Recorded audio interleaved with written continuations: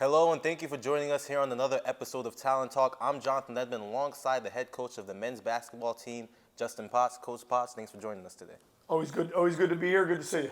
All right, and we haven't seen each other in a while. I kind of felt like you were cheating on me a little bit because it's like I felt like you were talking to another reporter, and we haven't had constant No, communication. there is another guy. Jack. There's a Jack guy. Wow. Yeah. I mean, listen, he's right there on the court side. We have a little bit of dialogue pre-game. He doesn't want to talk to me after the game. He usually talks to Coach Rossi now. Oh, okay. Well, it's all right. I feel a little. No in-depth interviews, though. Okay, No. it's okay. I feel some type of way, but we're just going to keep this rolling. Okay. So the first thing we're going to do is talk about the last stretch of the season. So far, it seems like you guys have finally gotten it figured out. You guys started the season. Wasn't where you guys wanted to be. What's the key takeaway so far? Yeah, I think we still got to figure some things out, but I think we've definitely put better basketball together, like you said. I think we won 8 of our last 10.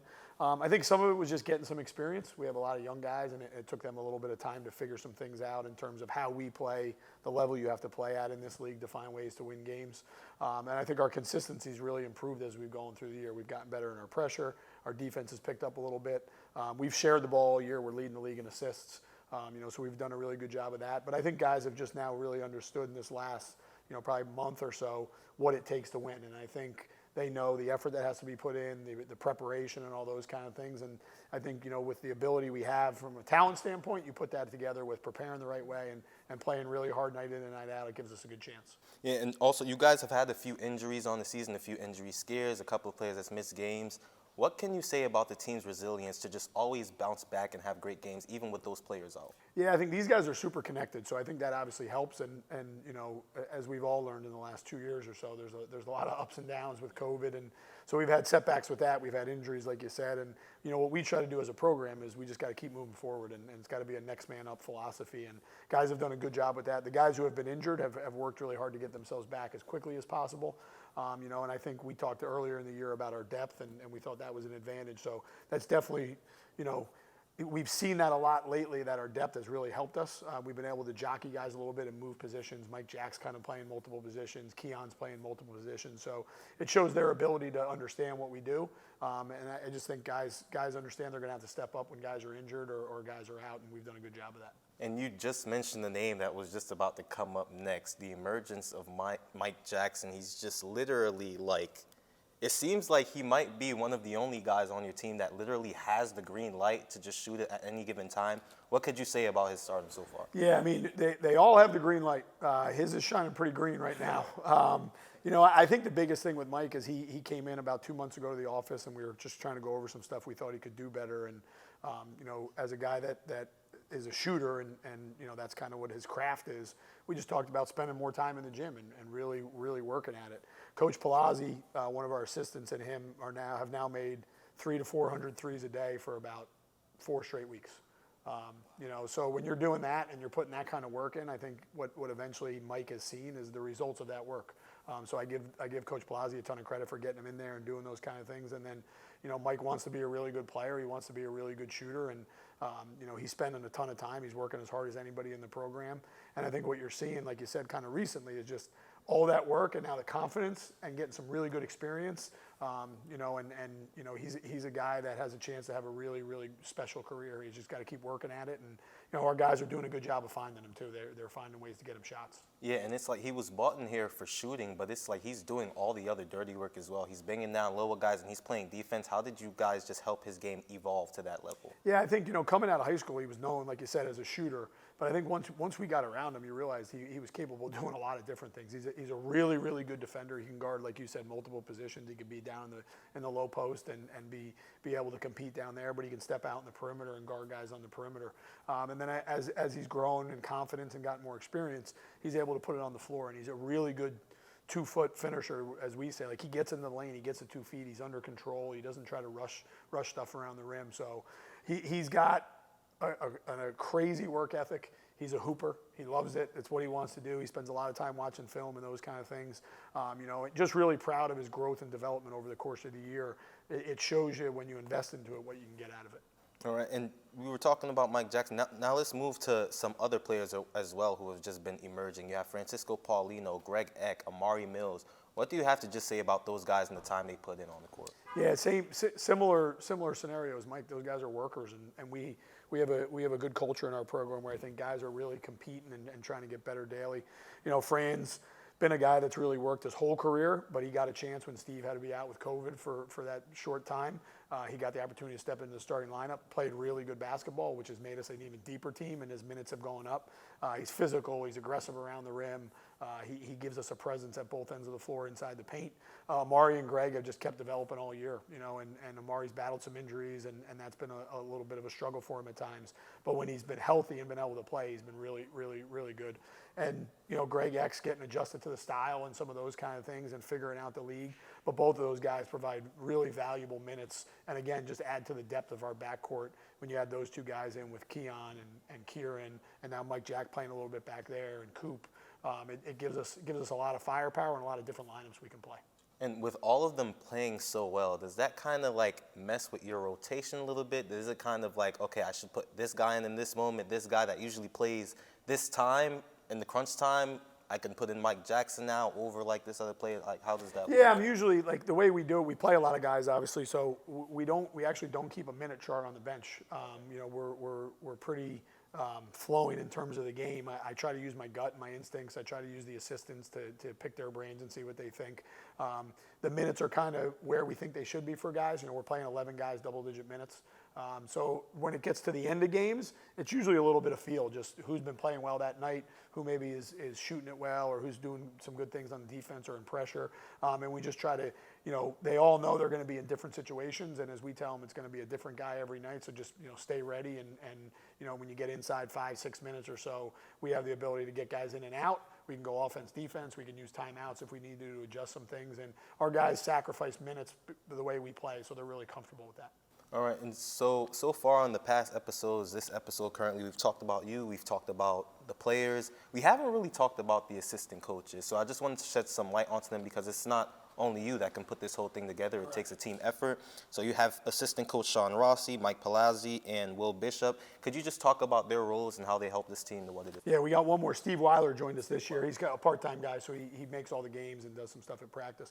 Coach Rossi is, as I said to somebody the other day, is a head coach. You know what I mean? He's definitely ready for that opportunity. He does all of our offense. So I've given him a lot of freedom on that end of the floor to put some concepts in and some things he thinks can work. He watches a ton of film. I just left the office. There was 4 or 5 guys in there watching last night's game. He breaks it down and prepares the guys for what we're going to see from the other team going into games. He's got a good rapport with the guys. They like him.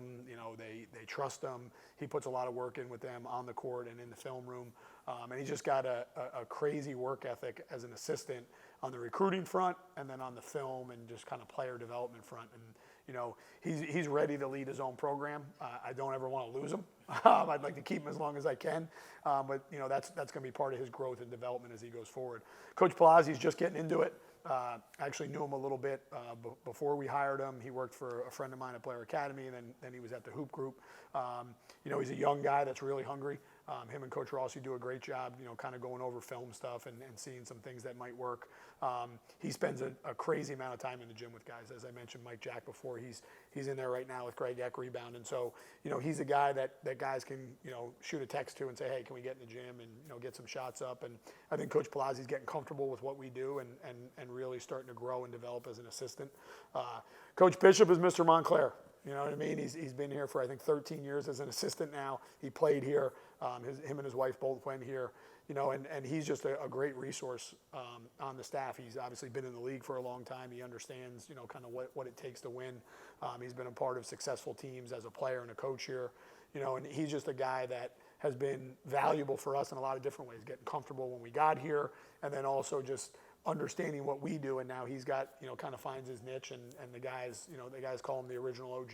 You know what I mean? He's kind of the guy on the staff that's been around for a long time, and he's got a great demeanor with the guys. He's one of those assistants, I think, that does a little bit more kind of behind the scenes. Yeah. You know what I mean? You can see him on the sidelines talking to guys and communicating, in a little bit more of a quiet tone. And Coach Weiler, who, like I said, just joined us, I actually coached him at Moravian, and he worked with us when we were there. He's very similar to Coach Bishop with that. He just kind of gets in guys' ears on the sideline, and he works with our big guys. So he's done a tremendous job with Fran and the development of Bremen and Grant and Danny. So, as you said before, this is not me. These guys are tremendous. They make me look a heck of a lot smarter than I am. They cover up for me when I make mistakes, which I do make, you know, and the amount of work that they put in and the understanding of, you know, how hard it is to be an assistant. You know, I did it for 15 years, so I know what goes into that. I can't thank them enough for what they do every day, and I think as a program we understand that they're as valuable to our success as anybody. And throughout all of them, you included, who's winning in the basketball game one-on-one? That would probably be Coach Rossi. Coach Weiler's not going to like that answer. You know, I'm probably me and Coach Palazzi would be at the back of the bunch. Yeah, Coach Bishop was a pretty good player. So I would say if we're just going off career, you know, stats and those kind of things, Rossi 1, Weiler 2, we have Bishop 3. I'm not going last, so I'm going to take 4th. I'll put Palazzi in the 5 spot. So who would you kind of like say you played like your game mimicked the most of like anybody you can say in the world? Me, myself? Yeah, your game. On our team? No, just like it could be on your team or it could be like anyone. I was a pass first point guard. You know what I mean? So, you know, we're not going to go into this, you know, we're not going to go down the path you and I have gone down numerous times where we disagree. Okay. But I was a Jason Kidd guy. I wanted to try to set people up. Wasn't a great scorer. You know, just tried to find a way to help my team win by obviously facilitating a little bit. You know, on our team, I probably had a little bit of Flanagan in me. I was pretty feisty at times. You know, I mean, I had a little bit of competitiveness and just wanted to just find a way to impact the game and find a way to win. All right, so now let's move over to the Players 3.0 GPA. We had that news come out a couple of weeks ago where 10 players finished in the fall semester with a 3.0 GPA or higher. How does that right there just make you feel as a coach? Yeah, I mean, as we've talked numerous times, John, that's what it's about. You know, I mean, this is a great academic institution. You have a chance to pursue a really good degree and you know, move on to the next phase of your life and try to live your own dream. And you know what the assistants have done is remarkable. They spend a ton of time with those guys. You know, on the academic side, they have individual portfolios on guys. They meet with them, you know, once every 10 days. We check classes to make sure guys are in class. We have study hall for anybody under a 3.0. You know, and I think what the team has understood is how important that work is, because it usually translates to the floor. If you're putting time in academically and working on your academics, it's usually going to show up where you're going to start working on your game and try to develop that as well. And just really proud of our guys. We have a lot of guys that put a lot of time into it, and I think they understand how much we value it. And I think as a program, we now are really figuring out, hey, this is really important. Let's be really good in this area, and then try to be really good in the basketball court, and then obviously try to grow and develop as people off the court. So the credit goes to the players for obviously putting the work in and doing it, and then the assistants do a remarkable job keeping tabs on those guys. All right, and now this is the last topic before we go into the fun part, because, you know, we always love the football. Listen, the whole thing is fun. Yeah, right? We always love the football. But this is more about you. How does basketball affect your life outside of Montclair State? So do you play it normally? Do you have your kids play it? Are you, like, coaching other, like, little league teams? Like, all of that? Good question. In depth there. Yeah. I don't play. I hung it up when I was 30. I used to play in some summer leagues, like adult leagues, but when I hit 30, I didn't want to be the guy that tore his Achilles and you know was walking around in a boot. So I stopped playing.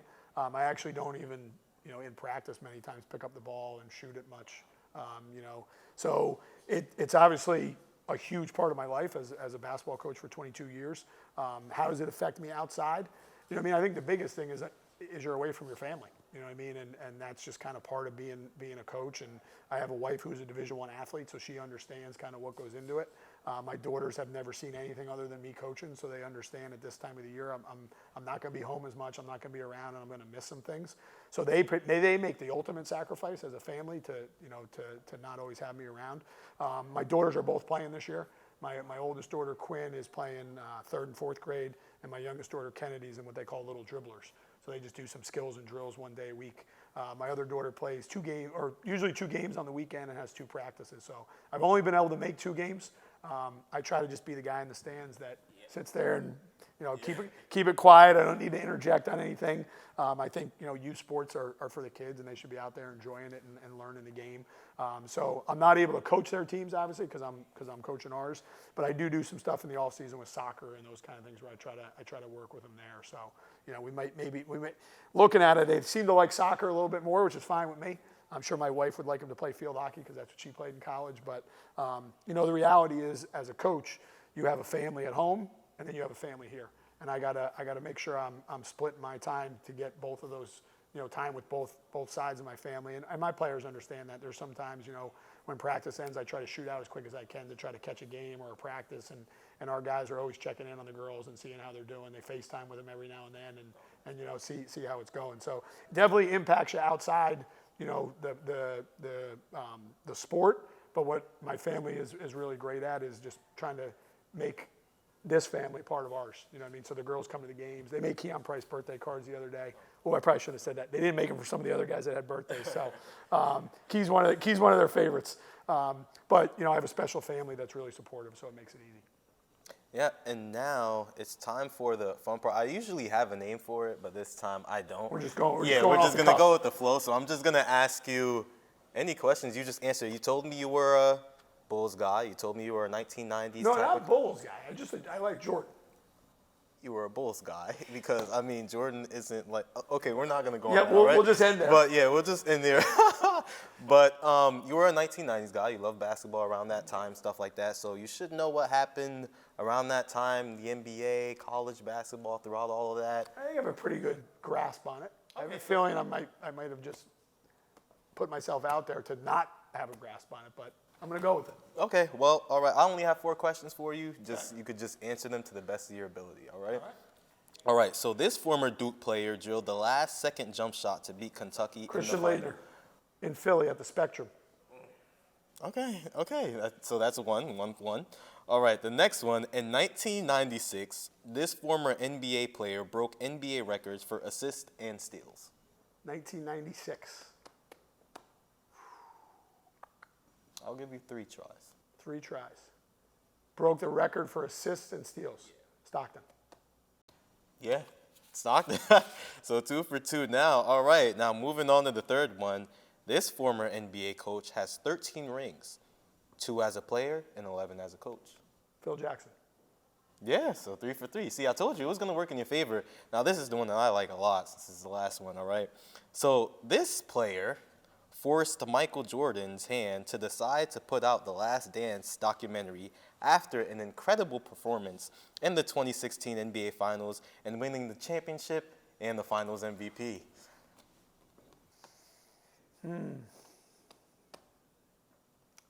I think I know who it is. Do I have to answer the question? Yeah, you gotta say it. And as clearly as you can. I may have you repeat it for about 5 times after that, but The thing that threw me off, the reason I think it's not this person is because you said force Jordan's hand.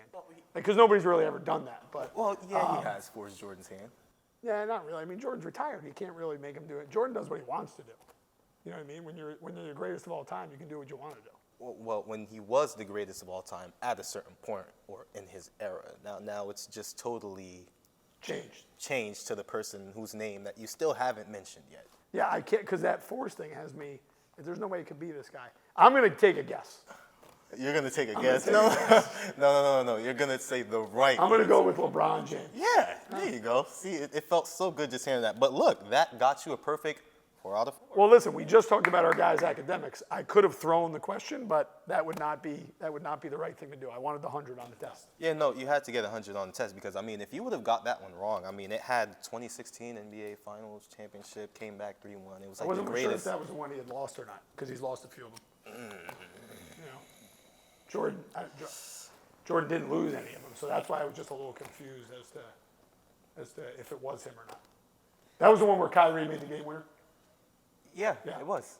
It was, but LeBron also led the team in every single category. Yeah. But it's okay. Well, I want to thank you for joining us today. I think this is actually our last one that they have scheduled.